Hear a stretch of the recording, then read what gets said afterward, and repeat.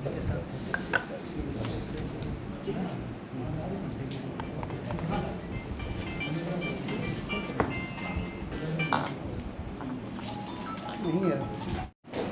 थाना में और बुंडू में विगत 2 महीना से ये हम लोग को सूचना मिल रही थी कि अभी फ्लाईओवर जो हम लोग के यहाँ जो बन रहा है कांटा टोली में, उनके जो मेन कॉन्ट्रैक्टर है उनको और टोल टैक्स जो शुरू हुआ है बुंडू में, वहाँ के लोगों से लाखों रुपए की रंगदारी मांगी जा रही थी पीएलएफआई के नाम पर। उसमें भी पर्टिकुलर नाम था, श्याम गंजू के नाम पर मांगा जाता था।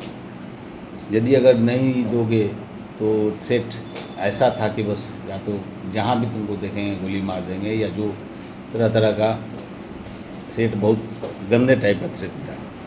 सर काफ़ी लोग डरे हुए, तो इंस्पेक्टर साहब के नेतृत्व में हम लोगों ने एक्टिव टीम को लगाया सुनील तिवारी जी के, और वहाँ दोनों को ज्वाइंटली हम लोगों ने बुंडू और नामकुम, चूँकि हमारा एक ही एक्सिस में है, लगा के लगे हुए थे। अल्टीमेट जब उसी ट्रैकिंग करके, जो मोबाइल का ही ट्रैकिंग करके ये जब पकड़ा गया, तो पकड़ाने के बाद धनंजय प्रधान उर्फ आदित्य सिंह नाम का व्यक्ति मिला, जिसकी उम्र करीब 45 वर्ष है। शुरू में तो बहुत कुछ हम लोग को पता नहीं चला। बहुत जब इंटरोगेट हुआ, जब नीरज डीएसपी जाकर पूछताछ किए, अजय आए वहाँ से बुंडू से, ये जब टीम हम लोगों की लगी, एक्सपीरियंस लोग हैं, तब इनका परत दर परत खुला, और खुलने के बाद सामने ये बात आई कि ये वो आदमी है जो अपराध के दुनिया में 2 दशक से, करीब 20-22 साल से ये पूरे रांची में और आसपास, बल्कि यहाँ तक कहें कि बंगाल वगैरह में भी कई आपराधिक घटनाओं को इसने अंजाम दिया है, विशेष रूप से रंगदारी मांगने, चाहे वो पीएलएफआई के नाम पे हो, कुख्यात अपराधकर्मी के नाम पे हो, या फिर कभी कभी सीपीआई माओइस्ट के भी नाम पे भी। ये जहाँ जैसा सूट किया उस हिसाब से ये अपनी बात को इतना शातिराना अंदाज में बोलता है, और इसका टेप भी हम लोग रखे हुए हैं कि कोई भी आदमी जब सुनेगा तो निश्चित रूप से भयभीत हो जाता था और पैसा पहुंचाने का काम करता था। इनकी गिरफ्तारी के समय में हम लोग देख रहे हैं कि 7 मोबाइल फ़ोन मिला है। स्पेशल बात इस मोबाइल फ़ोन में ये कि छोटा छोटा मोबाइल फ़ोन जो बहुत शुरू में हम लोगों ने देखा था, मार्केट में आया था, अब आउटडेटेड हो गया। ये स्पेशल जाके बाकरगंज में ये कुछ खास दुकान है, वहाँ भी हम लोग रेड करेंगे कि वहाँ आखिर क्यों बिकता है। ये छोटी सी मोबाइल है जो इसमें अलग से कुछ फंक्शन इसमें दिया हुआ है, जो ट्रैक करने में बहुत आसानी नहीं हो पाती, और रखने में, जैसे ये बता रहे थे कि रखने में भी हमको सुविधा है, आसानी से यूज करके फेंक देते हैं।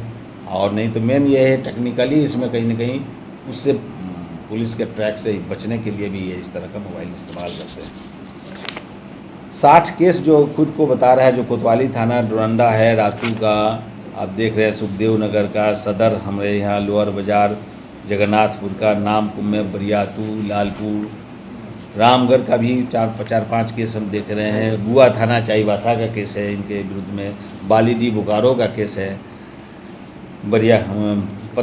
पतरातू आपका रामगढ़ हो गया, फिर बीटीपीएस हो गया, सीकेपी चाईबासा का केसेज है डिस्ट्रिक्ट, और सीसीए का भी लगा गया, जो जेल में कुछ दिनों तो रखने के लिए भी कोशिश किया गया है, लेकिन ये आदमी जब भी निकला है, निकलने के बाद क्राइम ही किया है।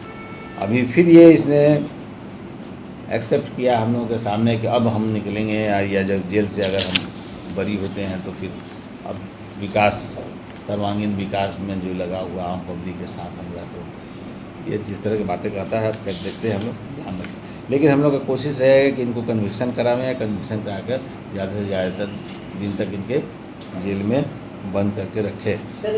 सर कोई गिरोह भी है क्या? इनके सदस्य जरूर होंगे। ये अभी बहुत कुछ बोल नहीं पाए हैं, लेकिन कहीं ना कहीं कुछ लोग दूसरे टाइप का लोग हैं इसमें, जो इनको कहीं अप्रत्यक्ष ढंग से इनको मदद करते हैं। और जैसा ये खुद बताया कि पैसा हम खुद लेते हैं, अपने लेते हैं, तो ऐसा लगता है कि इनके सिर्फ अकेले ये काम करने वाला नहीं हो, इतने दिनों से काम कर रहा है तो ज़रूर इसका बड़ा कोई रैकेट होगा, ज़रूर होगा। हम लोग कुछ नाम आया है उसका सत्यापन कर रहे हैं, यदि अगर मैच करता है तो फिर वो भी इस केस के परव्यू में आए। अभी हाल में 2 ही केसेज हुआ है, अभी लेटेस्ट का जो है, जो अपने नामकुम में, जिसमें हम लोग 134/22 और फिर एक बुंडू में टोल टैक्स वाले को साथ जो रंगदारी जो मांगा है वो एक इस हाल में हुआ है। माओवादियों से वाकई में कोई सांठगांठ की खबर आई है? नहीं, वो वैसा रिकॉर्ड तो नहीं है, लेकिन उनके नाम पर ये दूसरे को भय में डालकर दोहन करने वाला मेन इनका ट्रेंड जो रहा है, या एमओ कह सकते हैं, ये रहा है इनका। पीडीओ-सीओ को भी धमकी दिया गया। हाँ, यस, आपको याद है इसके पहले हुआ था, मुंडू में भी किया गया था, यहाँ नामकुम में भी हुआ था। उस वक्त हम लोग प्रयास किए थे, लेकिन वो आदमी नहीं आ पाया था, मोबाइल किसी दूसरे के पास था, कुछ मिला था, बहुत अंतिम जगह तक नहीं जा पाए थे, जो ये मेन आदमी है, हमको जो लगता है। सर हथियार का भी डिमांड ये करता है। हथियार का भी डिमांड करता था।